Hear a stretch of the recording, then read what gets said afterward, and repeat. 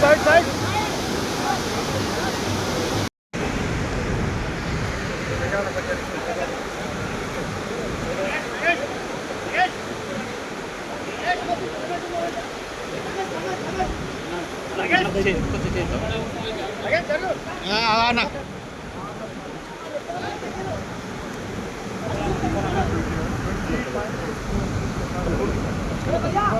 చిల్లబడతా అన్న కెమెరా కొంచెం సార్ మీ సార్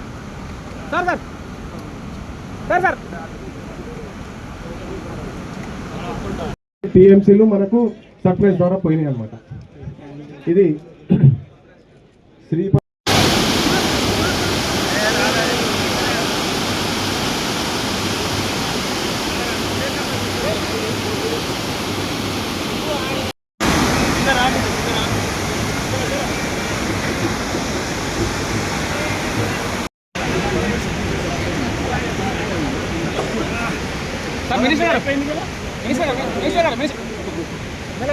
పెళ్లి ఒరిజినల్ ప్రాణహిత చేవెళ్ల ప్రాజెక్టు అంతర్భాగమే.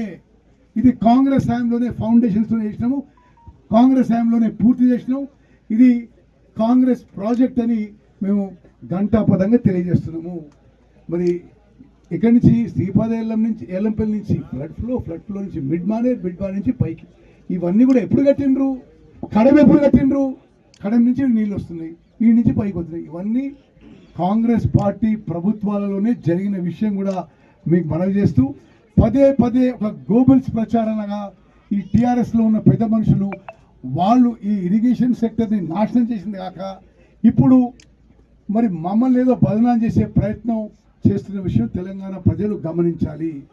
చేస్తూ మరి ఈ శ్రీపాద ఎల్లంపల్లి నుంచి నీళ్లు వచ్చిన వెంటనే 5 పంపులు ఆన్ చేసి మరి ఇక్కడి నుంచి ఫ్లడ్ కెనాల్ మరి మిడ్ మానేరు ఆడికి పైకి నీళ్లు పంపు చేస్తున్న విషయం తెలంగాణ మరి ప్రజల మేలు కోసం తెలంగాణ రైతాంగాన్ని కాపాడుకోవడానికి గోదావరి నదీ జలాలని ఎంత మ్యాక్సిమం యూటిలైజ్ చేయగలిగితే ఆ విధంగా మేము ఒక కార్యాచరణతో ముందుకు పోతున్నాం అని చెప్పి నేను మనవి చేస్తున్నా.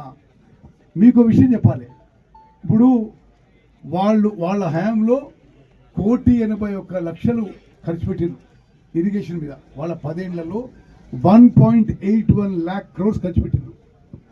కాళేశ్వరంలో యాక్చువల్లీ వాళ్ళు కొత్త ఆయకట్టు తీసుకొచ్చింది ఎంతండి? 1,00,000 ఎకరాలు కూడా తీసుకురాలి.